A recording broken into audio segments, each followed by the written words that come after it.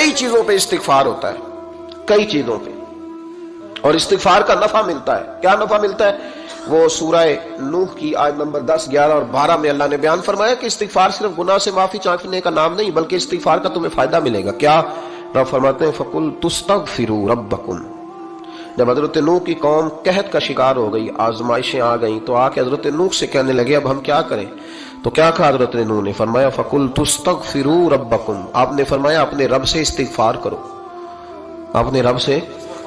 انہوں نے قحط کی بات کی، انہوں نے کہا کہ کھیتیاں اجڑ گئی ہیں، بارش نہیں ہو رہی، قحط کی بات کی۔ آپ نے کیا کہا؟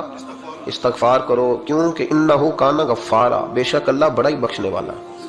وہ کیا کرے گا؟ یرسل السماء علیکم مدرارا، وہ تم پر موسلا دار بارش برسائے گا۔